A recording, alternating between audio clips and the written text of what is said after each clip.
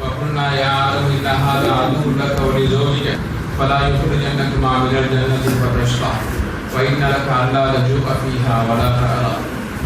قال النبي صلى الله عليه وسلم حفت الجنة بالمكاره وحفت النار بالشهوات.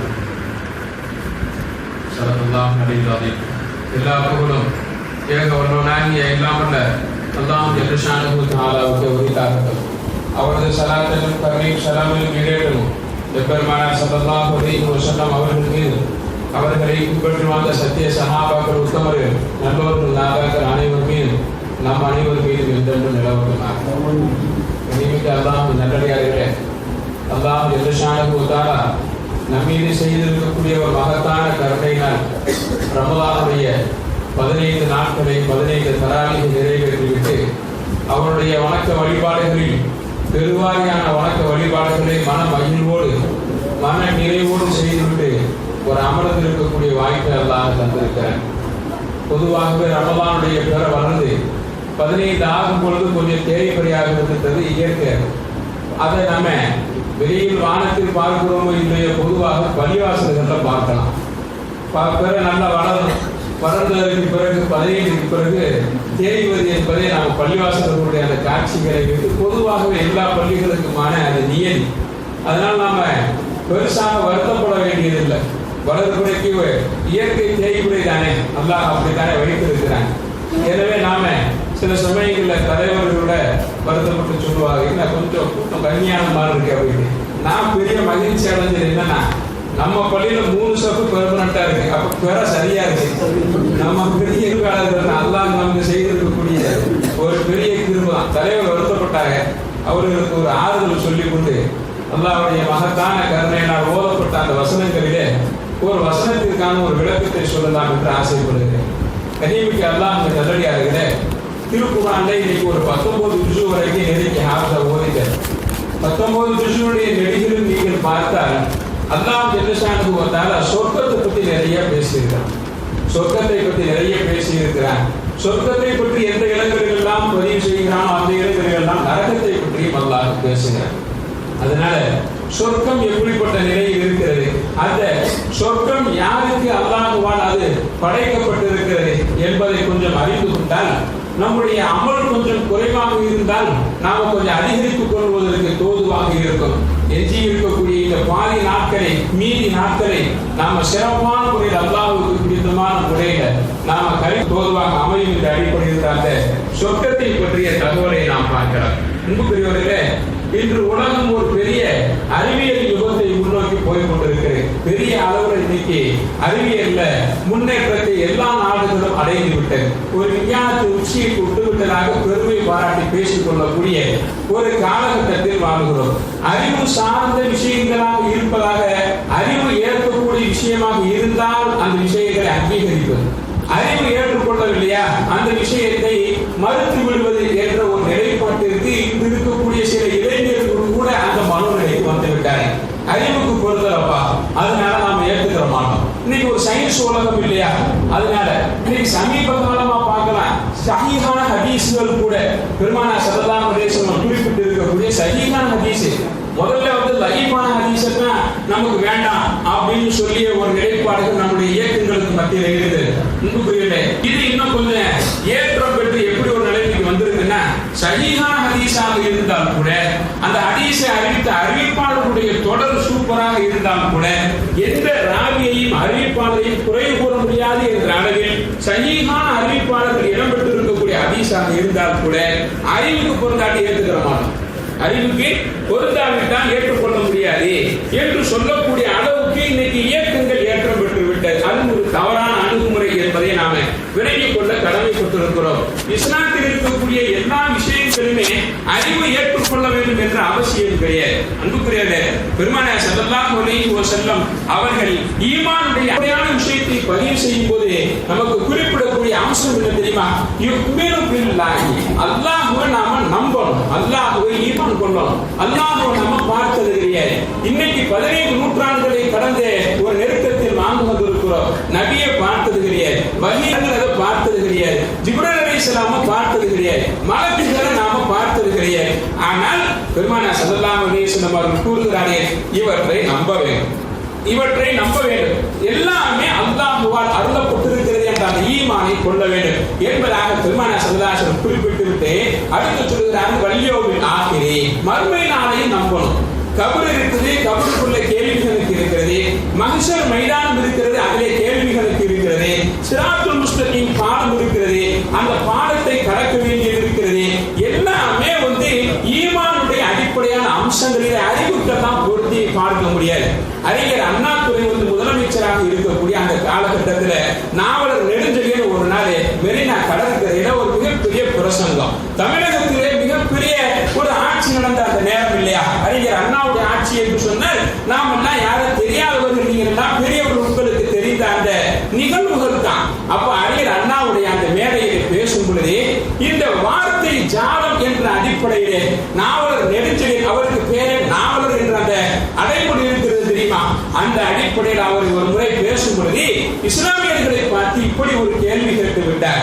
சிராத்துல் முஸ்தகீம் பாலம் சொல்றீங்க, அது எத்தனை டின்னு சிமெண்ட கொண்டு, எத்தனை டின்னு செங்கலை கொண்டு அல்லது கற்களை கொண்டு அது கட்டப்பட்டு இருக்கிறது என்று சொல்ல முடியுமா என்று ஒரு முறை கேட்ட பொழுது அங்கு இருக்கக்கூடிய மகத்தான மாமனிதர் காகிதம் இல்ல முகமது இஸ்மாயிலுடைய திறமையில மிகப்பெரிய புரட்சி வெடித்தது, தமிழகத்தில் மிகப்பெரிய புரட்சி வெடித்தது. அன்புக்குரிய அதே போல ஒரு பிரசங்கம் ஏற்பாடு செய்ய வேண்டும், மீட்டிங் ஏற்பாடு செய்ய வேண்டும் என்று அறிஞர் அண்ணாவிடத்திலே கோரிக்கை வைக்கப்பட்டது மட்டுமல்ல, நாவலர் நெடுஞ்செழியன் அதே மாதிரி அந்த பிரசங்கத்திலே அங்கே அந்த பிரசங்கத்திலே அவர் என்ன செய்ய வேண்டும், பங்கேற்க வேண்டும், பங்கேற்று இந்த முஸ்லிம் சமுதாயத்திடம் பகிரங்க மன்னிப்பு கேட்க வேண்டும் என்று சொல்லிய வரலாற்று பதிவு இருக்கிறது. அவர் மன்னிப்பும் கேட்டார். அன்புக்குரிய சிராத்துல் முஸ்தகீம் பாடம் என்று சொல்வது சூரத்துல் ஃபாத்திஹாவை நம்ம ஓதணும், தினந்தோறும் ஓதுகிறோம், ஒவ்வொரு ரக்காத்திலும் சூரத்துல் ஃபாத்திஹா ஓதாம நம்ம இருக்க முடியாது. இஹ்தினஸ் ஸிராத்தல் முஸ்தகீம், நேரான பாதையை எங்களுக்கு காட்டு, சிராத்துல் முஸ்தகீமை எங்களுக்கு காட்டு என்பதாக நாம் அல்லாஹ்வை பிரார்த்திக்கிறோம். அன்புக்குரிய இதை எல்லை நகையாடக்கூடிய வகையில் எல்லாம் நாம பேச முடியாது. அந்த பாலம் எப்படி இருக்கும் என்பதெல்லாம் நமக்கு படம் போட்டு வரைபடமாக நமக்கு யாரும் காண்பித்தெல்லாம் தர ஈமான் கொள்ளணும். அன்புக்குரிய சொர்க்கத்தை ஈமான் கொள்ளணும், நரகத்தை நாம ஈமான் கொள்ளணும், மறுமை நாட்கள் நமக்கு கேள்விகளுக்கு இருக்குது, ஈமான் கொள்ள வேண்டும், கபருக்குள்ளே கேள்விகளுக்கு இருக்குது, நம்ம கேள்விகளுக்கு இருக்கக்கூடிய அந்த நிலைகளை எல்லாம் நாம கபருக்குள்ளே அடைத்ததற்கு பிறகு ஒருவரை தோண்டி பார்த்தால் எல்லாம் தெரியாது. அன்புக்குரிய இது அல்லாஹ்வுக்கும் அந்த ஆன்மாவுக்கும் மத்தியில் இருக்கக்கூடிய அந்த விஷயங்கள். ஆனால் இவை எல்லாமே சத்தியம், இவையெல்லாம் நம்பப்பட வேண்டும் என்பதை பெருமானார் ஸல்லல்லாஹு அலைஹி வஸல்லம் அவர்கள் குறிப்பிட்டிருக்கிறார். அன்புக்குரியவர்களே, பெருமானார் ஸல்லல்லாஹு அலைஹி வஸல்லம் அவர்கள் சொல்கிறார்கள், மறுமை நம்பிக்கை என்பது ஈமானினுடைய முதுகெலும்பு, மறுமை நம்பிக்கை என்பது ஈமானின் முதுகெலும்பு. அந்த மறுமைக்கு பிறகு அல்லாஹ் ஒரு ஜட்ஜ்மெண்டை வைத்திருக்கிறான். அந்த ஜட்ஜ்மெண்ட்டுக்கு பிறகு சொர்க்கத்திற்கு செல்வதும் நரகத்திற்கு பெருவாரியான மக்களை அனுப்பி வைக்கப்படுவதும் என்பது இருக்கிறது. பெருமானார் ஸல்லல்லாஹு அலைஹி வஸல்லம் நிறைய ஹதீஸ்களிலே பதிவு செய்து வைத்திருக்கிறார். பெருமானார் ஸல்லல்லாஹு அலைஹி வஸல்லம் குறிப்பிட்ட அந்த ஹதீஸிலே நாம சொர்க்கத்தை பற்றி அந்த நிகழ்வுகளை குர்ஆன் நாம பார்க்கலாம். பெருமானார் ஸல்லல்லாஹு அலைஹி வஸல்லம் கூறுகிறார், சொர்க்கம் என்பது உங்களுடைய அறிவுக்கெல்லாம் அது பொருந்தாத ஒரு விஷயம். இதை ஒரு அறிவை கொண்டு நாம விளக்கி விட முடியுமா? என்ன நாம் கட்டிய வீடா என்ன, ஒரு இன்ஜினியரை கொண்டு நாம அதற்கான பாடத்தை நடத்தி விடுவதற்கு? அன்புக்குரிய அல்லாஹ் அமைத்த ஒரு பெரிய உலகம் அது. இந்த உலகத்தை படைத்தது யார்? இந்த உலகத்தை அமைத்தது யார்? இந்த உலகத்திலே மனிதன் வாழ்வதற்கான வாழ்வாதாரத்தை அமைத்தது யார்? அத்தனை இந்த பூமியிலே கொட்டி கிடக்கிறது. அதற்கு ஆதம் அலைஹிஸ்ஸலாமை சொர்க்கத்திலிருந்து இந்த பூமிக்கு இறக்கி அருளப்படும் பொழுது அத்தனை வளங்களையும் அல்லாஹ் கொடுத்து தானே இந்த பூமியை படைத்திருக்கிறார். இந்த ரப்பு இவ்வளவு ஒரு அழகான பூமியை இந்த மனிதனுக்கு வாழ்விடமாக ஆக்கி இருக்கும் பொழுது வெற்றியாளர்கள், அல்லாஹ்வை நம்பி வெற்றி பெற்றவர்கள், அவன் காண்பித்த பாதையிலே வாழ்ந்தவர்கள், அவர்களுக்கான ஒரு உலகத்தை அல்லாஹ் எப்படி அமைத்திருப்பான் என்பதை பெருமானார் ஸல்லல்லாஹு அலைஹி வஸல்லம் கூறும் பொழுது ஒரு ஹதீஸிலே இப்படி சொல்றாங்க, மாதா ஐனுன்றார், எந்த கண்ணும் பார்க்கிறார், எந்த கண்ணும் பார்க்கிறார், வலா உதுன் சமியத், எந்த காதும் கேட்கிறார். நீ அந்த காதுகள்ல சொல்லி நம்ம பேசி எல்லாம் அதை காதுல கேட்டெல்லாம் அதை நம்ம அறிந்து கொள்ள முடியாது, கண்களில் எல்லாம் பார்த்து விட முடியாது. வலா கபர் அலா கல்வி பஷரின், எந்த மனிதனுடைய உள்ளத்திலும் கற்பனை செய்திடாத கற்பனை செய்துவிட முடியாத ஒரு சொர்க்கத்தை அல்லாஹ் படைத்திருக்கிறான் என்பதாக பெருமானார் ஸல்லல்லாஹு அலைஹி வஸல்லம் குறிப்பிட்டிருக்கிறார். அன்புக்குரியவர்களே, இந்த தப்லீக் ஜமாத் சாத்திய நம்ம ஊர்ல இருக்கக்கூடிய ஒரு பெரியவர்கிட்ட போய் அதான் வாங்கத்தான் நம்ம தொழுகையை நாம எடுக்கணும், தொழுகைக்கு நம்ம பேணும் பொழுதுதான் மறுமை நாள்ல கேள்வி கணக்கெல்லாம் நமக்கு இருக்குது, கபூர்ல கேள்வி கணக்கு இருக்குது, வாங்கத்தான் இன்னைக்கே நம்ம பள்ளியாசல நம்ம இணைஞ்சு நம்ம அல்லாஹ்வை தொழுது வணங்கினாத்தா நம்ம மறுமை நாள்ல கேள்வி கணக்குல இருந்து தப்பிக்க முடியும் அப்படின்னு சொன்னப்ப அந்த காதல் பாயிண்ட் ஒருத்தர் இருந்தார். ரொம்ப வயசாகி பள்ளி சபகம் தொடர்பு இல்லாத மனிதர். அந்த மனிதர் ரொம்ப ஹேசியமாக ஒரு பதில சொல்வார். அட போங்க பாய், நீங்க வேற மறுமை நாள்ல கோடான கோடி மக்கள் நின்று கொண்டிருக்கும் அந்த சமயத்துல அந்த அல்லாஹ்வுக்கு இந்த காதல் பாயவா தெரிய போகுது. என்ன வார்த்தை சொல்றாரு? அந்த அல்லாஹ்வுக்கு இந்த காதல் பாயவா தெரிய போகுது. இவ்வளவு கோடான கோடி மக்கள் நிற்கும் போது என்னை மட்டும் அல்லாஹ் பார்த்துட்டு இருக்க போறான், போங்க பாய் நான் பார்த்து தொழுதுகிறேன் அப்படின்னு இந்த தப்லீக் ஜமாத் சாத்தியத்தை சொல்லி அனுப்புனது மாதிரி யாரும் ஒரு மனோநிலைக்கு நம்ம வந்து விடக்கூடாது. அன்புக்குரியவர்களே, கேள்வி எனக்கு சத்தியம் நாம செய்ததற்கான பதிலை அல்லாஹ்விடம் அங்கு சமர்ப்பித்து தான் ஆக வேண்டும். மலக்குகள் எழுதி கொண்டிருக்கிறார்கள். பெருமானார் ஸல்லல்லாஹு அலைஹி வஸல்லம் ஹதீஸிலே குறிப்பிடுகிறார்கள், ஒரு நிமிடத்தினுடைய சுவனத்தின் சுகம், ஒரே ஒரு நிமிஷம் பாவம் செய்திருக்கக்கூடிய ஒரு மனுஷனை போய் சொர்க்கத்தை மட்டும் அல்லாஹ் இப்படி காட்டிட்டு வெளியில வந்துட்டா போதும். சுவனத்தினுடைய ஒரு நிமிட சுகம் உலகில் இருக்கக்கூடிய எல்லா கஷ்டங்களையும் மறக்கடித்துவிடும்.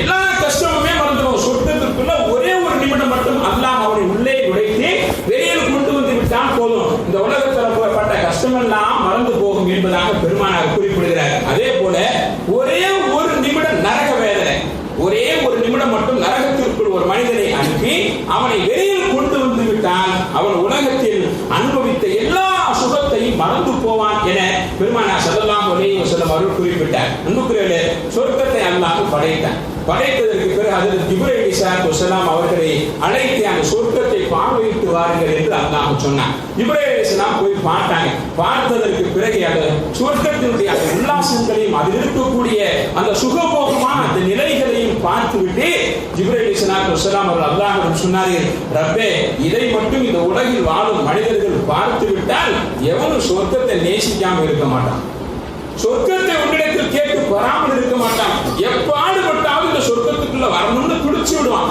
என்று பெருமானார் ஸல்லல்லாஹு அலைஹி வஸல்லம் அவர்கள் கூறும்பொழுது ஹதீஸ் நமக்கு அற்புதமாக பதிவு செய்கிறார். ஜிப்ரீல் அலைஹிஸ்ஸலாம் அவர்கள் அல்லாஹ்விடத்தில் இப்படி பதில் சொல்லுவார்கள். அன்புக்குரியவர்களே, அதற்கு பிறகு அல்லாஹ் மீண்டும் என்ன செய்தான் தெரியுமா? ஜிப்ரீல், இப்பொழுது போய் சொர்க்கத்தை பாருங்கள் என்று சொன்னான். ஜிப்ரீல் அலைஹிஸ்ஸலாம் திருப்பி சொர்க்கத்துக்கு போறான். போகும்பொழுது பார்த்தால் சொர்க்கம் ஒரு வேலி அமைக்கப்பட்டிருக்கிறது. என்ன வேலி தெரியுமா?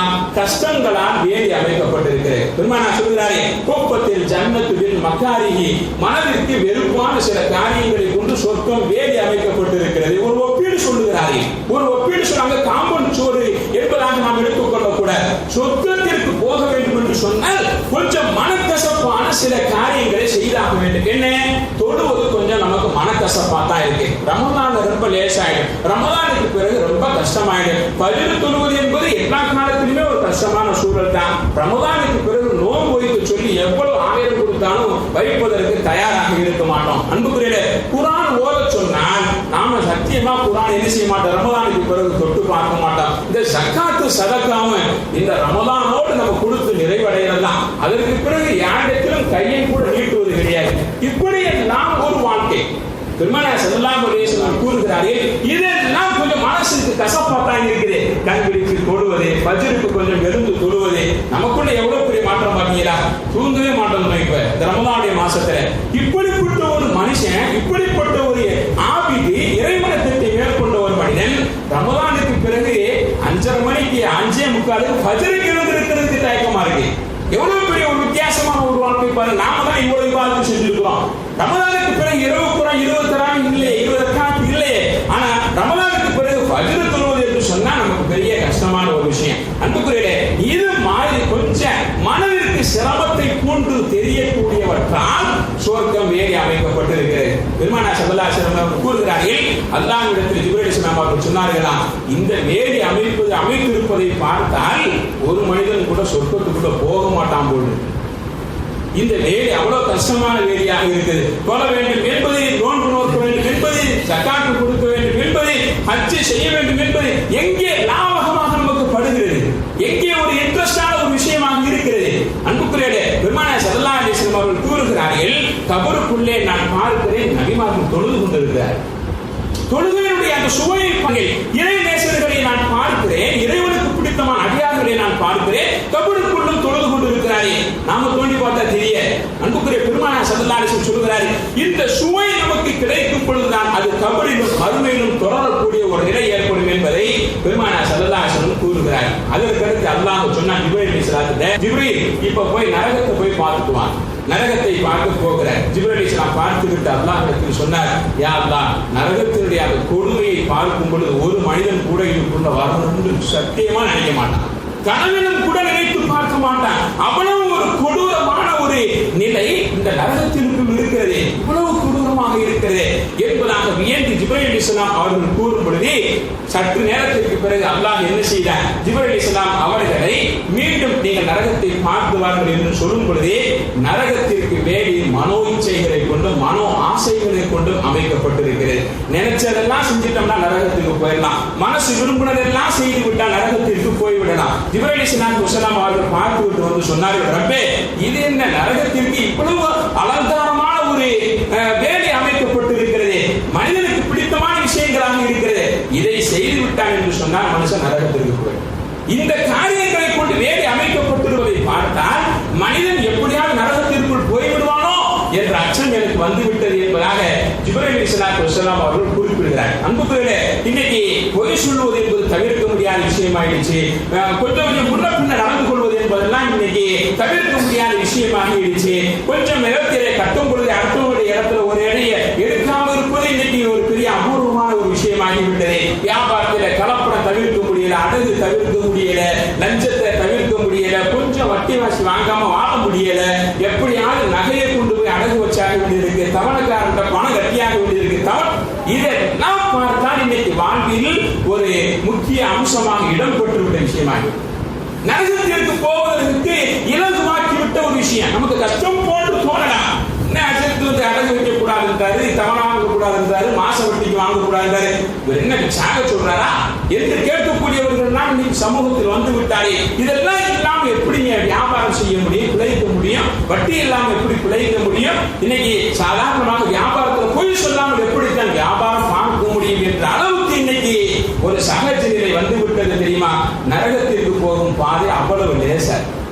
ஜிப்ரீல் அலைஹிஸ்ஸலாம் அவர்கள் ஆச்சரியப்பட்டு விட்டு வந்து சொன்னார். அன்புக்குரிய பெருமானார் ஸல்லல்லாஹு அலைஹி வஸல்லம் சூரத்தில் இருக்கக்கூடிய அந்த பட்டியலை காட்டுகிறார். உலகத்தில் யார் வாழும் பொழுது அல்லாஹ்வுக்கு பிடித்தமான வாழ்க்கை, நபிக்கு பிடித்தமான வாழ்க்கை வாழும் பொழுது யார் கஷ்டத்தை அனுபவிக்கிறார்களோ அவர்களுடைய பட்டியல் தான் முதல்ல சொர்க்கவாசிகளுடைய பட்டியலில் இடம்பெற்றிருக்கும். பெருமானார் ஸல்லல்லாஹு அலைஹி வஸல்லம் சொர்க்கவாசிகளுடைய பட்டியலை கொண்டு வந்து காட்டுகிறார். சஹாபாக்களிடத்திலே காட்டியவர்கள் சொர்க்கவாசிகள் என்று பட்டியலிட்டு காட்டும் பொழுது முதல் பேர் யாருடைய தெரியுமா? முதல் பேர் யார் தெரியுமா? பிலால் ரலியல்லாஹு அன்ஹு பேர். பெருமானார் ஸல்லல்லாஹு அலைஹி வஸல்லம் காட்டிய அந்த பட்டியலில் பிலால் ரலியல்லாஹு அன்ஹு பேர். பிலால் ரலியல்லாஹு அன்ஹுடைய கற்பினத்தின் மீட்பு வரலாறு இன்னைக்கு தமிழ்ல வந்திருக்கு. அரபிலிருந்து ஆங்கிலத்திற்கு வந்து ஆங்கிலம் தமிழாக்கம் செய்யப்பட்டிருக்கிறது. அந்த கற்பினத்தினுடைய விடுதலை, கற்பினத்தின் விடுதலை ஹஜ்ரத் பிலால் அப்படின்ற தலைப்புற ஒரு நூல் வந்திருக்கிறது. படித்து பார்த்தால் போதும் இஸ்லாம் எவ்வளவு பெரிய ஒரு உயர்வை இந்த மனித சமூகத்திற்கு தந்திருக்கிறது. இந்த கருப்பினத்தை சார்ந்த ஒரு தாழ்த்தப்பட்ட இனத்தை சார்ந்த இந்த பிலால் தன்னுடைய வாழ்க்கை முழுவதையும் எதற்காக அர்ப்பணித்திருக்கிறார்? தன் சமூகத்தை சுவர்க்கத்திற்காக மீட்டெடுப்பதற்கு அவர் பாடுபட்ட அத்தனை தியாகங்கள் அந்த நூலில் பதிவு செய்யப்பட்டிருக்கு. பெருமானார் ஸல்லல்லாஹு அலைஹி வஸல்லம் பிலாலுடைய பேரை சுஹைப் ரூமி ரலியல்லாஹு அன்ஹுடைய பேரை எல்லாம் அங்கே காட்டிவிட்டு சொன்னார்கள், இது மாதிரி இந்த உலகத்தில் அல்லாஹ்வுக்காக வாழும் பொழுது கஷ்டப்படக்கூடியவர்களுடைய பேர் தான் சொர்க்கத்தில் முதல் இடம் பெறும். அன்புக்கு இன்னைக்கு உலக வாழ்க்கையில் நமக்கு அல்லாஹ்வுடைய வாழ்க்கையை அல்லாஹ் நமக்கு சொல்லி தந்த அந்த மறுமுறைப்படி வாழ்வது கொஞ்சம் கஷ்டமா தான் இருக்குது, நமக்கு சிரமமாகத்தான் இருக்கிறது. இதெல்லாம் தவிர்க்க முடியாது இன்னைக்கு வாழ்க்கையில அப்படின்னு சொல்லிவிட்ட விஷயங்கள் செய்வதற்கு ரொம்ப லேசாக இருக்கிறது. ஆனால் அவற்றை தவிர்த்து வாழும் பொழுது அல்லாஹ்வுக்கு பிடித்தமாக நாம் ஆகிவிடும் பொழுது நிச்சயமாக அல்லாஹ் ஜல்லஷானுஹு சொர்க்கத்துடைய முதல் பட்டியலிலே நமக்கு இடம் தந்து விடுகிறார். அல்லாஹ் நம் அனைவரையும் அந்த பட்டியலிலே சேர்த்து தருவானாக. பெருமானார் ஸல்லல்லாஹு அலைஹி வஸல்லம் ஒரு சமயம் சொன்னார்கள், சூனத்தினுடைய ஒரு வீடு எப்படி இருக்கும் தெரியுமா?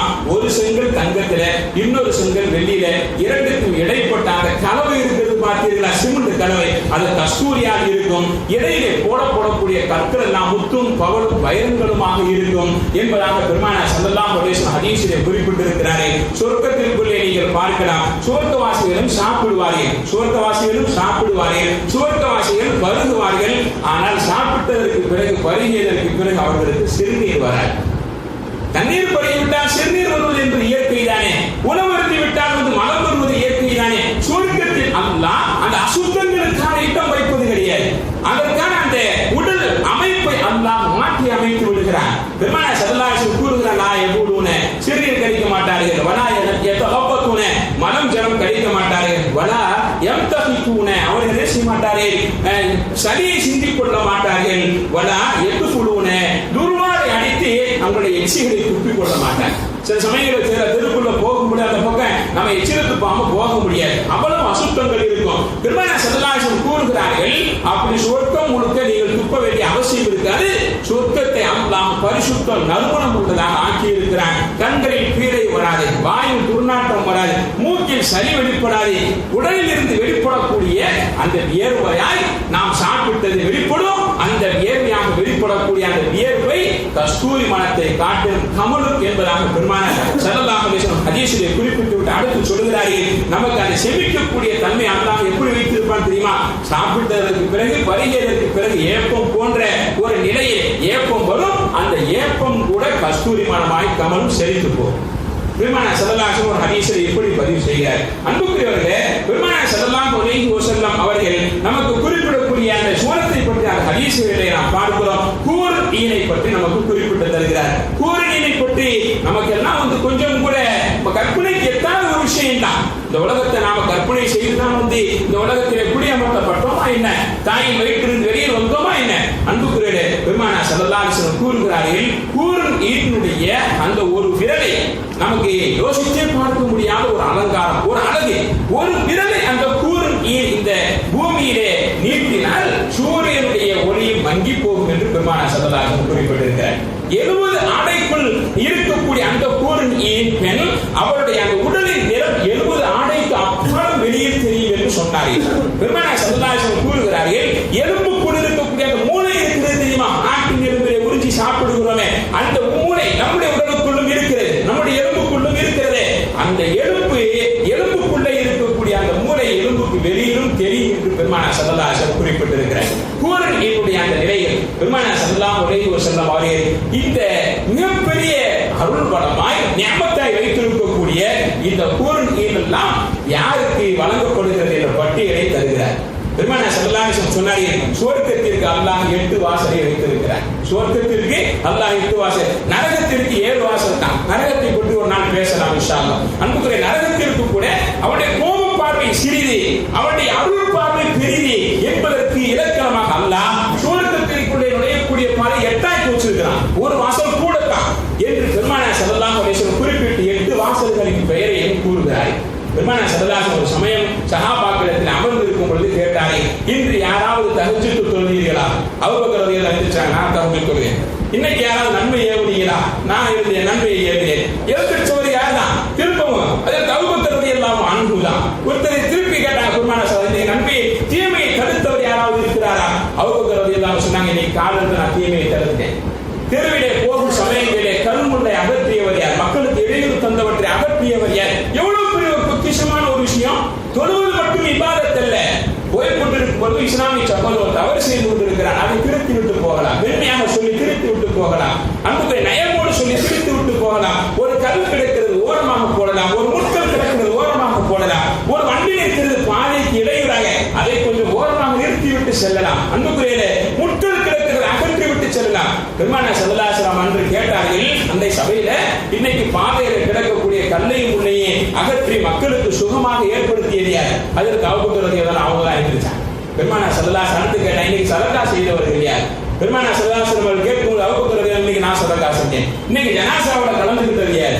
ஜனாசா இருந்தா தானே கலந்து கொள்ள முடியும். அன்புக்கு அந்த நிகழ்ச்சியாக ஜனாசாவின் ஹஜ்ரத் அபூபக்கர் ரலியல்லாஹு கலந்து கொண்டார்கள். அதற்கு அபூபக்கர் ரலியல்லாஹு என்று சொன்னா, நான் ஜனாசாவோட கலந்து கொண்டேன். பெருமானார் ஸல்லல்லாஹு அலைஹி வஸல்லம் சொன்னார்கள், சுவர்க்கத்தினுடைய 8 வாசல்கள் வழியாகவும் நீர் வரவேற்கப்படுகிறது. அதற்கு அபூபக்கர் சித்திக் ரலியல்லாஹு அன்ஹு சொன்ன, ஒரு மனிதனுடைய, ஒரு முஃமினுடைய மிகப்பெரிய உயர்ந்த தரஜா இப்படி ஆக்கப்பட வேண்டும் என்று பெருமானார் ஸல்லல்லாஹு அலைஹி வஸல்லம் குறிப்பிட்டார்கள். எல்லா வாசல்கள் வழியாகவும் நம்மை வரவேற்க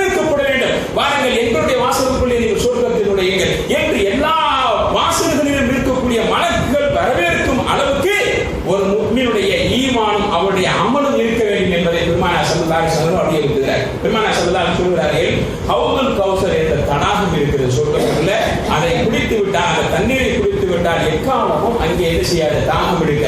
உலகத்தில் அப்படி ஒரு நீர் இருக்கிறதா? அன்புக்குரியவர்களே, சொர்க்கத்தில் அல்லாஹ் தந்திருக்கிறான். பெருமானார் ஸல்லல்லாஹு அலைஹி வஸல்லம் தருகிறான், லிகுல்லி நபியின் ஹவுதன், ஒவ்வொரு நபிக்கும் அல்லாஹ் ஒரு தடாகத்தை தருகிறான். ஃபஇன்னி, நான் உதீகு அல் ஹவுதல் கௌசர், நான் முதல் செய்யப்பட்டிருக்கிறேன், ஹவுதுல் கௌசர் தடாகம் தரப்பட்டிருக்கிறேன். அல்லாஹ் ஆயத்தில் பேசுகிறான், இன்னா அதைனாக்கல் கௌசர், நிச்சயமாக நாம் நபியே உங்களுக்கு கௌசர் என்ற தடாகத்தை தந்தோம். மூமின்கள் அதுல தண்ணீர் பருகிட்டாங்கன்னா எக்காலம் அவங்களுக்கு தண்ணீரை தவிக்க. சொர்க்கத்தில் அல்லாஹ் அப்படிப்பட்ட அந்த தண்ணீருடைய அந்த மகத்தான ஒரு நிலையை வைத்திருக்கிறான் என்பதை பெருமானார் ஸல்லல்லாஹு அலைஹி வஸல்லம் குறிப்பிட்டுவிட்டு அடுத்து சொல்கிறார்கள், ஹவுதுல் கௌசர்ல கடக்கக்கூடிய அந்த கோப்பை கூட உலகத்தில் மின்னிக் கொண்டிருக்கக்கூடிய விண்மீனை காட்டிலும் அது பிரகாசிக்கும் என்று சொன்னார்கள். எல்லா வளங்களும் அங்கே நிறைவாக செய்யப்பட்டிருக்கிறது. நிறைய வரிசையாக பெருமானார் ஸல்லல்லாஹு அலைஹி வஸல்லம் அவர்கள் அபுவாபு சிஃபத்துல் ஜன்னா, சுவர்க்கத்தினுடைய தன்மைகள், சுவர்க்கத்தின் வர்ணனை அப்படின்னு எல்லா ஹதீஸ் கிதாபையும் பாடம் போடுறாங்க. எந்த ஹதீஸ் கிதாபையும் நீங்க பார்க்கலாம். புகாரி எடுத்து நீங்க படிச்சு பாருங்க, தமிழாக்கு வந்துருச்சு, எல்லா முஸ்லிம் வந்துருச்சு, நசை வந்துருச்சு, திருமதி வந்துருச்சு. சொர்க்கத்தினுடைய தலைப்பிலே பாடம் இருக்கு. படித்து பார்த்தால் நமக்கு ஆசை வந்துவிடும். சீக்கிரம் சொர்க்கத்துக்கு போயிடலாம் என்று தோணும். சஹாபாக்கள் துடித்து இருக்கிறாரு, எப்படியாவது ஷஹீதாகி எங்க போயிடணும், நேரடியா சொர்க்கத்துக்கு போயிடணும். ஷஹீதாகிட்ட நேரடி சொர்க்கம் தானே, ஷஹீதாகிவிட்டால் நேரடி சொர்க்கம் தானே. சஹாபாக்கள் அதற்காக துடித்திருக்கிறார்கள் என்பதை எல்லா வரலாறுகளிலுமே நாம பார்க்கலாம். பெருமானார் ஸல்லல்லாஹு அலைஹி வஸல்லம் அவர்கள் சொர்க்கத்திலே இறுதியான ஒரு மனிதர்களுக்கு கிடைப்பதற்கரிய ஏங்கி தவித்த ஒரு நியமத்தை அங்கே பதிவு செய்யும் பொழுது பெருமானார் ஸல்லல்லாஹு அலைஹி வஸல்லம் கூறுகிறார்கள், சொர்க்கவாசிகளுக்கு அல்லாஹ் தன்னுடைய தரிசனத்தை காட்டுகிறார். இன்னைக்கு உலகத்துல நாம் அவனை பார்க்காமலேயே இவ்வளவு காலம் வாழ்ந்து கொண்டிருக்கிறோம். இன்னைக்கு எவ்வளவு மக்கள் வாழ்ந்து விட்டார்கள், கோடான கோடி மக்கள். அதற்கு மூசா அலைஹிஸ்ஸலாம் பேசுவதற்கு வாய்ப்பு பெற்றவர், ஆனால் அல்லாஹ்வை பார்ப்பதற்கு அனுமதி மறுக்கப்பட்டவர். அதற்கு இப்ராஹிம் அலைஹிஸ்ஸலாம் அல்லாஹ்வோடு பேசியவர்கள், ஆனால் பார்க்க வேண்டும் என்று துடித்த அந்த ஆவல் இருந்ததை பார்ப்பதற்கு மறுக்கப்பட்டவர்கள். அன்புக்குரியவர்களே, உலகத்தில் எத்தனையோ இறைநேசர்களை பார்க்கிறோம், அவங்க எல்லாம் துடித்திருக்கிறார்கள். ரப்பை எப்படியாவது பார்த்தா மறைமுகமா ஒருத்தர் நமக்கு உதவி செய்யறாரு. நமக்கு நிறைய உதவிகள் செய்து கொண்டே இருக்கிற, எல்லா பிரச்சனைகளுக்கும் அவர் உதவி கொண்டே இருக்கிறார், பணத்தை தந்து கொண்டே இருக்கிறார். ஆனால் அவர் முகத்தை பார்த்ததே இல்லை. இந்த மகராசி முகத்தை என்னைக்காவது ஒரு நாளைக்கு பார்த்து விட வேண்டும் என்று துடிக்க மாட்டோமா? இந்த உலகத்தில நம்மை, நம் பெற்றோரை, நம் மூதாதையர்களை, நமக்கு முன்னோர்களை, இவர்களை எல்லாம் அல்லாஹ் படைத்து சொர்க்கத்தில் வாழ்வதை போல இந்த உலகத்தில் அத்தனை வாழ்வாதாரங்களையும் தந்து வாழ வைத்திருக்கிறானே. இந்த மனிதனுக்கு அந்த ஆவல் இருக்குமா என்ன? நிச்சயமாக இருக்கும் என்பதை பெருமானார் ஸல்லல்லாஹு அலைஹி வஸல்லம் குறிப்பிட்டு விட்டு, சொர்க்கத்திலே பெரிய நியமத்து அல்லாஹ்வுடைய தரிசனம் தான். அல்லாஹ் தன்னுடைய திருவுருவத்தை மூமின்களுக்கு காட்டுகிறான், சுவர்க்கத்திலே வெளிப்படுத்துகிறான். மற்றற்ற மகிழ்ச்சியில் திளைத்து போவார். அன்புக்குரியவர்களே, தன் நிலை மறந்து போவார்கள் என்பதை பெருமானார் ஸல்லல்லாஹு அலைஹி வஸல்லம் குறிப்பிட்டு, அல்லாஹ்வை பார்ப்பதற்கு யாரும் தள்ளுமுள்ளு செய்து கொள்ள மாட்டார்கள், கொஞ்சம் கீழே இறங்க அல்லது விலகு என்ற வார்த்தையை பயன்படுத்திக் கொள்ள மாட்டார்கள். அல்லாஹ்வை பார்ப்பதிலே ஒருவரை ஒருவர் முந்திக் கொள்ள மாட்டீர்கள், அங்கே போட்டியிட்டுக் கொள்ள மாட்டீர்கள் என்று பெருமானார் ஸல்லல்லாஹு அலைஹி வஸல்லம் குறிப்பிட்டு மகத்தான வளங்கள் நிறைய சொல்லிக் கொண்டே இருக்கிறார். அன்புக்குரியவர்களே, இவ்வளவு மகத்தான இந்த சொர்க்கம் யாருக்கு அங்கே தயார் செய்யப்பட்டிருக்கிறது? அல்லாஹ் பட்டியல் தந்துட்டான். பெருமானார் ஸல்லல்லாஹு அலைஹி வஸல்லம் அவர்கள் பட்டியல் வந்து தந்து விட்டார். யாருக்கு இந்த சொர்க்கம்? 10 பேரை பெருமானார் ஸல்லல்லாஹு 10 பேர். இந்த 10 பேருக்குள்ள நாம இருந்தோம்னா அல்லாஹ் நமக்கும் இந்த சொர்க்கத்தை நசீபாக்கிடுவான். இந்த 10 பேருடைய பட்டியலில் சேர்வதற்கான வாய்ப்பை அல்லாஹ் நம் எல்லோருக்கும் தந்துடுவாராக. முதலாக பெருமானார் ஸல்லல்லாஹு அலைஹி வஸல்லம் குறிப்பிட்டார்கள், அதிகமாக நஃபில் தொழுதவர்கள், அதிகமாக சஜ்தா செய்தவர்கள். பெருமானார் ஸல்லல்லாஹு அலைஹி வஸல்லம் அவர்கள் ஒரு சிறுவரை கூப்பிட்டாங்க, ஒரு 13-17 வயது. அவருக்கு பேர் ரபியா. பெருமானார் கூடவே இருப்பார். இப்ப கூடவே இந்த பையன் தீ குடித்துக் கொண்டிருக்கிறார் பார்த்தீங்களா? அந்த பையனை கூப்பிட்டு, நீ உனக்கு என்னப்பா வேணும்னு கேட்டா ஏதாவது ஒரு ஆசையை சொல்லுவான். உனக்கு என்னப்பா வேணும்? இந்த ரமலானை முன்னிட்டு உனக்கு என்ன வேணும்? அவன் ஜீன்ஸ் பேண்ட் வேணும்ன்றான், எனக்கு டிஷர்ட் வேணும்ன்றான், அல்லது ஏதாவது ஒரு பழங்களை கேட்டு விடுவான், ஏதாவது அவனுக்கு ஒரு விளையாட்டு ஜாமானை கேட்டுடுவான். அதற்கு ரபியா ரலியல்லாஹு அன்ஹு பெருமானார் ஸல்லல்லாஹு அலைஹி வஸல்லம் அவர்களுடைய அந்த செல்ல பிள்ளையை போல நெருக்கமாக இருந்த ஒரு சின்ன இளைஞர். பெருமானார் ஸல்லல்லாஹு அலைஹி வஸல்லம் ஒரு நாள் அவரை கூப்பிட்டார், ரபியா, யா ரபியா, ரபியாவே உமக்கு என்ன வேண்டும் என்று கேட்டார். உனக்கு என்ன வேணும்? இவ்வளவு தூரம் எனக்கு பணிவிடை செய்து கொண்டிருக்கிறாய், உமக்கு என்ன வேணும்? பெருமானார் ஸல்லல்லாஹு அலைஹி வஸல்லம் புத்திசாலி பையன் சொன்னாரு, அந்த சஹாபி சொன்னாரு, இளம் சஹாபி சொன்னாரு, யா ரசூலல்லாஹ் அஸ்அலுக முராஃபகதக ஃபில் ஜன்னah, சொர்க்கத்திலேயே அவங்க கூடவே இது மாதிரி இருக்கும், சொர்க்கத்தில இது மாதிரியே அவங்க கூடவே. எவ்வளவு பெரிய ஒரு புத்திசாலித்தனம் பாருங்க. உலகத்திலே நம்மள மாதிரி ஆட்கள்னா என்ன வேணும்னு கேட்டா போதும், ஒரு 10 பிளாட் ஒரு 10 தொழிற்சாலை இருந்தா போதும், நாளெல்லாம் நிம்மதியா வருமானம் வரும். என்ன ஒரு வாழ்க்கை பாருங்க. என்ன இன்னமும் காசுடைய ஆசைதானா, இன்னமும் 10 வீட்டுடைய ஆசைதானா, இன்னமும் 10 தொழிற்சாலையுடைய ஆசைதானா? இதையெல்லாம் தாண்டி நமக்கு மௌத்தியப்படே நமக்கு தெரியாது. பெருமானார் ஸல்லல்லாஹு அலைஹி வஸல்லம் அவர்கள் வாழ்வினுடைய யதார்த்தத்தை சொல்லித் தருகிறாரே, எல்லாத்தையும் விட்டுட்டு போயிட்டான். ஒரு ஆச்சரியமான ஒரு வசனத்தை அல்லாஹ் திருக்குர்ஆன்ல பதிவு செஞ்சிருக்கான். அது மனிதர்கள் மறந்து போறோம். லில்லாஹி முல்கு ஸமாவாத்தி வல் அர்த். இந்த வானத்துடைய ஆட்சியும் பூமியுடைய ஆட்சியும் அல்லாஹ்வுக்கு தான் சொந்தம். எல்லா மனுஷரும் பேரத்தான் மாற்றி மாற்றி மாற்றி பத்திரமா போட்டுக்கிட்டே போறான். அந்த இடம் எங்கேயும் போறதில்லை. பத்திரம் போட்டதுக்கு எடுத்துட்டு வந்து அந்த இடத்த அன்புக்குரிய அல்லாஹ் எவ்வளவு வேடிக்கையான ஒரு விஷயத்தை சொல்லுகிறான். யதார்த்தத்தின் பக்கம் நம்ம அழைக்கிறேன். எப்படி அழைச்சிட்டு போறான் பாருங்க. நீங்க என்னமா அந்த இடம் எனக்கு சொந்தம் எனக்கு சொந்தம், நீங்க பத்திரம் பார்த்தா அடிப்பத்திரம் ஒரு 25-50 வருஷத்துக்கு போட்டிருக்கோம். 100 வருஷம் அது பெருமை வேற. 150 வருஷம் டாக்குமெண்ட் இருக்கு. 150 வருஷமாக யார் யார் பேர் இருக்கு, யார் அந்த இடத்தை எடுத்துட்டு போயிட்டாங்களா என்ன, அல்லது நம்ம பேர் வந்ததுக்கு பிறகு நம்ம பிள்ளை தோண்டி எடுத்து போறான் அந்த இடத்தை. அன்புக்குரிய ஒரு வேடிக்கையான ஒரு உலகம், வேடிக்கையான ஒரு உலகம். இது எனக்கு சொந்தம், இது எனக்கு சொந்தம் என்கிறோம். அல்லாஹ் சொல்றான் லில்லாஹி முல்கு, வானம் பூமி அல்லாஹ்வுக்கு சொந்தம்ப்பா. உலகம் அழிஞ்சு போகும், நீங்க எல்லாம் போய் மண்ணுக்குள்ள கிடப்பீங்க. இந்த பூமி அது பாட்டுக்கு இருக்கு, பூமி அது பாட்டுக்கு இருக்குது, வானம் அது பாட்டுக்கு இருக்குது. கியாமத்தின் போது வானம் பிரிஞ்சு போகும், வானம் பிரிஞ்சு போகும். அல்லாஹ் சொல்றான் இலசம் சுக்கூபிர, வானம் என்ன செய்துவிடும், கியாமத்தின் போது அது பிளந்து போகும். இலசமாவும் ஃபதர, வானம் அப்பளம் போல நொறுங்கி போகும்ன்றான். அதெல்லாம் உடைஞ்சு போகும். இந்த பூமி ஒண்ணுக்கும் இல்லாத உலகமா போயிடும். ஆனா இதை பார்த்து இவ்வளவு பெரிய மோகம் கொண்டிருக்கிறோம். அந்த புத்திசாலி இளைஞர் என்ன கேட்டார் தெரியுமா பெருமானார்ட்ட, எல்லாருக்கும் சொர்க்கத்தை நான் உங்க கூட இதே மாதிரி. இதுதான் நமக்கு, நம்முடைய மனைவிக்கு, நமக்கு, நம்முடைய மக்களுக்கு உணர்த்தப்பட வேண்டிய பாடம். இதுதான் நமக்கு அசலான விஷயம் என்பதை கொஞ்சம் கவனத்தின் பக்கம் திருப்பணும். இது உலகத்தில் நமக்கு இதெல்லாம் சாதாரணமான வாழ்வியல் சாதனைகள் தான், தேடிக்கிட்டு தான் போகணும். ஆனா அசலான விஷயத்தின் பக்கம் நம்மை, நம் மனைவியை, மக்களை திரும்ப கடமைப்பட்டு இருக்கிறோம். அதுதான் நிரந்தரம், ரப்பின் பொருத்தம் நிரந்தரம். பெருமானார் ஸல்லல்லாஹு அலைஹி வஸல்லம் அவர்கள் சொல்லுகிறார், அந்த பையன் இந்த வார்த்தையை சொன்ன உடனே, அந்த இளைஞர் சொன்ன உடனே அரபு உலகம் சொன்ன வார்த்தை என்ன தெரியுமா, யுகானு அஃகஹுல் அரப். அந்த பையன் தான் அரபு தேசத்திலேயே மிக்க ஞானம் மிக்கவர். மிக்க ஞானம் மிக்கவர் யாருங்க? பெருமானார் ஸல்லல்லாஹு அலைஹி வஸல்லம் உங்களோட நான் சொர்க்கத்தில் இருக்கணும்னு சொன்னாரே, நம்மள மாதிரி நாங்கள் என்ன சொல்லியிருப்போம், கைத்தார போய் கேட்டது கேட்டோம், நல்லா கேட்டுருக்கலாம். பல கோடிகளை கேட்டிருந்தாங்க, இந்த உலகத்தில் எல்லா குடும்பத்தோடு நல்லா இருந்திருக்கும். இந்த வாழ்க்கை நல்லா இருக்கக்கூடிய வாழ்க்கையா? அன்புக்குரிய பணம் இருக்குது, நோய் இருக்குது, பணம் இருக்குது சாப்பிட முடியல, பணம் இருக்கு ஆயுசு இல்ல, சொத்து இருக்குது இறந்து போயிட்டோம், நம்ம பேர்ல இருக்கக்கூடிய பத்திரம் இருக்கு விட்டுட்டு வர்றோம். அன்புக்கு எங்கு போய்விட்டார்கள் இந்த சொத்துக்காரர்கள் எல்லாம்? கொஞ்சம் யோசித்து பார்த்தால் ஆச்சரியமான உலகம் தான். பெருமானார் ஸல்லல்லாஹு அலைஹி வஸல்லம் இரண்டாவது சொன்னாங்க, இரண்டாவதாக சொர்க்கத்திற்கு சொந்தக்காரர்கள் யார் தெரியுமா? கஸரத்து ஸலாத்தி அலா நபி ஸல்லல்லாஹு அலைஹி வஸல்லம். நபி ஸல்லல்லாஹு அலைஹி வஸல்லம் மீது அதிகமாக ஸலவாத் சொல்லு, நிறைய ஸலவாத் சொல்லு, நிறைய ஸலவாத் சொல்லு. ஸல்லல்லாஹு அலைஹி முஹம்மது ஸல்லல்லாஹு. பைக்ல போயிட்டு இருக்கும், ஏங்க உதடுகள் ஒட்டியே இருக்கு. எதற்காக ஒட்டி இருக்கிறது? என்ன செய்து கொண்டிருக்கிறோம்? பைக்ல போகும்போது எதை பற்றி யோசிக்கிறோம்? யாரிடத்தில் பேசுகிறோம்? யாரிடத்தில் பேசலையே. ஸலவாத் சொல்லிக் கொண்டே போக வேண்டியதுதானே. நடக்கும் பொழுது, வாக்கிங் போகும் பொழுது, வண்டியிலே வாகனத்திலே போகும் பொழுது முணுமுணுத்துக் கொண்டே போக வேண்டியதுதானே. ஸலவாத்தை சொல்லிக் கொண்டே போக வேண்டியதானே. இடத்தில் கிடைத்துவிடும். பெருமானார் ஸல்லல்லாஹு அலைஹி வஸல்லம் சொன்னார்கள், இரண்டாவது சொர்க்கத்திற்கு தகுதியான மக்கள், நபியோடு இருப்பதற்கு தகுதியான மக்கள், என் மீது அதிகம் ஸலவாத் சொன்னவர்கள். மூன்றாவதாக பெருமானார் ஸல்லல்லாஹு அலைஹி வஸல்லம் சொல்லுகிறார்கள், நபிமார்களையும் நல்லவர்களையும் நேசித்தவர்கள்.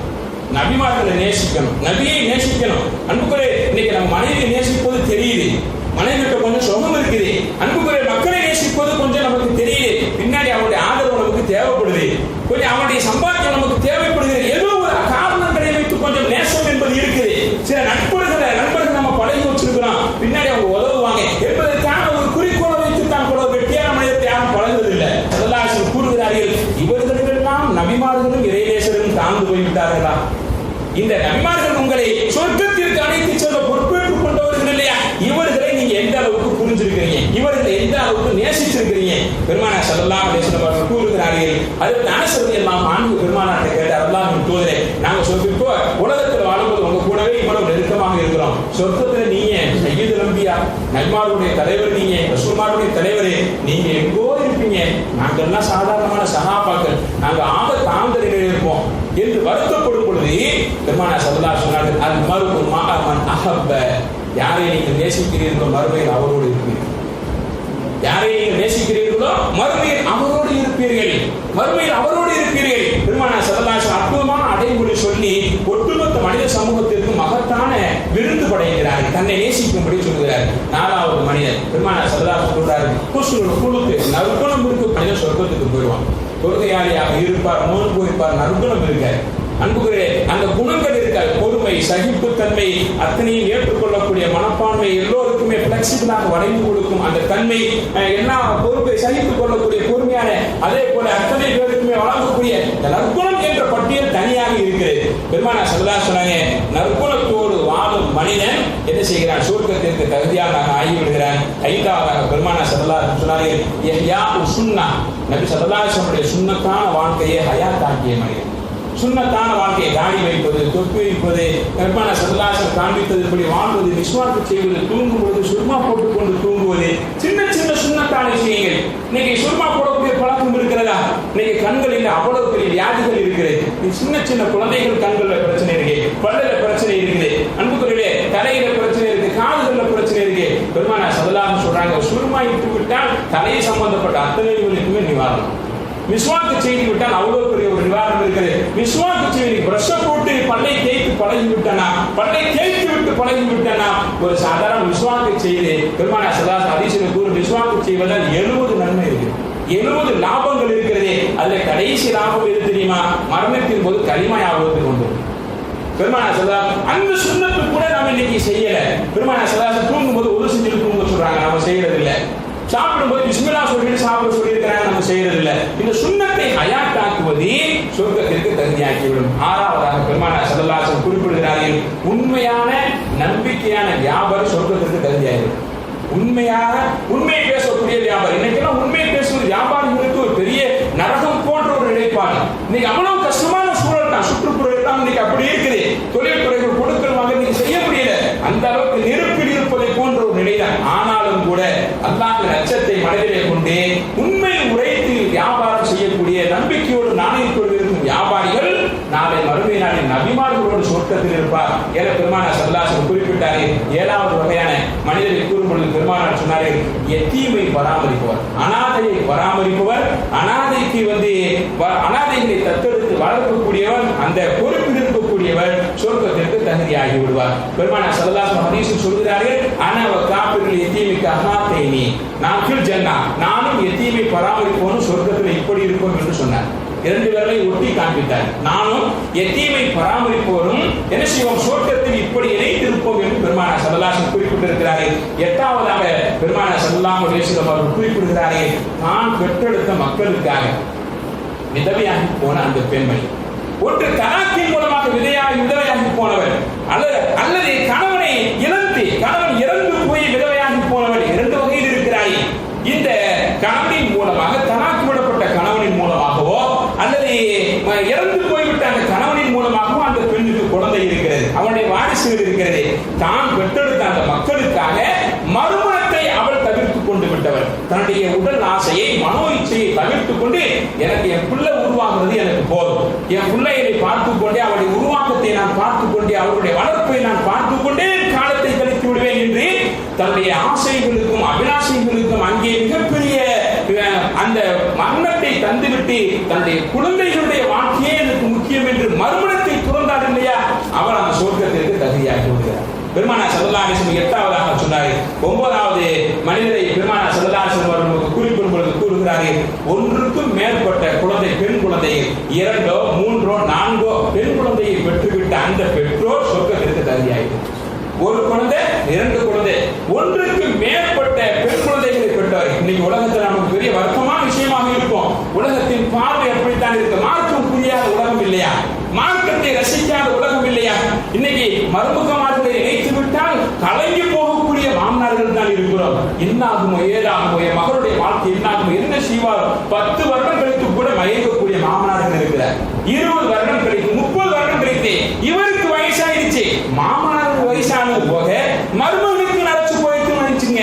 மாமனார் அப்போ உசுரோடு இருந்தால் கூட மரியாதையை மாமனார் தர வேண்டும் என்று எதிர்பார்க்கக்கூடிய மருமக்களின் உலகம் இது. எவ்வளவு அந்த பெண் மக்களை பெற்றுவிட்டு அவர்கள் புழுங்கக்கூடிய அந்த புழுக்கமான வாழ்க்கை எவ்வளவு கஷ்டம். ஒரு தடவை இவ்வளவு செலவழித்து நாம கட்டி கொடுத்துட்டு அதற்கு பிறகு நிம்மதியாக இருக்கிறது என்று நாம தப்பித்து ஒதுங்கி கொள்ள முடிகிறதா? அதற்கு பிறகுதான் ஆரம்பிக்கிறது அந்த குடும்பங்கள் இருக்கக்கூடிய பிரச்சனைகள் எவ்வளவு, அவைகளை எல்லாம் சகித்து ஒவ்வொரு சமயமும் சமாளித்து வந்து செலவழித்தது போக மனச்சங்கடங்களை நாம சகித்துக் கொண்டு வாழக்கூடிய இந்த வாழ்க்கைக்கு பரிசு இந்த உலகம் புரியல. பெருமானார் ஸல்லல்லாஹு அலைஹி வஸல்லம் அவர்கள் அல்லாஹ் நமக்கு மகத்தான பரிசை தருகிறாரே, ஒன்றுக்கும் மேற்பட்ட பெண் குழந்தைகளை பெற்று பராமரித்து திருமணம் செய்து கொடுத்து விட்ட அந்த பெற்றோர் சொர்க்கத்திற்கு தகுதியாகி விடுகிறார். 10வது விஷயத்தை பெருமானார் ஸல்லல்லாஹு அலைஹி வஸல்லம் கூறுகிறார்கள், தேவையில்லாத வீண் விவாதத்தை தவிர்த்துக் கொண்டவர் சொர்க்கத்திற்கு தகுதியாகி. பெருமானார் ஸல்லல்லாஹு அலைஹி வஸல்லம் ஹதீஸிலே கூறுகிறாரே, மன் தாக்கல் மிராஅ ஃபஹு முஹிக்குன் ஃபில் ஜன்னah. நாம சத்தியத்துல தான் இருக்கிறோம், இன்னைக்கு சத்தியத்துல தான் இருக்கிறோம். இன்னைக்கு நிறைய பேர் நம்முடைய நிலைப்பாடுகள் எப்படி இருக்குது, அஹ்லு சுன்னத் வல் ஜமாஅ சத்திய கொள்கையில் இருக்கிறோம். ஆனால் கொள்கையில் இருக்கிறோம் என்று தெரிந்ததற்கு பிறகும் கூட மற்றவர்களிடத்திலே தேவையில்லாத சர்ச்சைகள் நமக்கு தேவையில்லை. நம்ம சத்தியத்தில் இருக்கோம் நமக்கு தெரிந்ததற்கு பிறகு அவங்கள்ட்ட விவாதம் செய்ய வேண்டிய அவசியம் இல்லை, சர்ச்சைகள் செய்ய வேண்டிய அவசியம் இல்லை. நாம ஒதுங்கிக் கொள்ளலாம். அல்ஹம்துலில்லாஹ், அல்லாஹ் நம்மை சத்தியத்தை புரிய வைத்திருக்கிறான். நாம் இந்த சத்தியத்தில் நிலைத்திருக்கிறோம். அவர்களுக்கு அல்லாஹ் புரிய வைக்கட்டும். தேவையில்லாத சர்ச்சைகளும் விவாதங்களும் சச்சரவுகளும் செய்து மனமாச்சரியங்களை ஏற்படுத்தி பிளவுகளை ஏற்படுத்திக் கொள்ள வேண்டாம். அப்படிப்பட்ட ஒரு நிலையில் ஒருவன் விவாதத்தை சர்ச்சை செய்வதையும் தவிர்த்துக் கொண்டால் அவன் சத்தியவாதியாக இருக்கும் பட்சத்தில் அவன் சொர்க்கத்திற்கு தகுதியாகி விடுகிறான். அல்லாஹ் ஜல்லஷானஹு தஆலா இந்த 10 பட்டியலை பெருமானாரின் மூலமாக நம் சமூகத்துக்கு தந்திருக்கிறான்.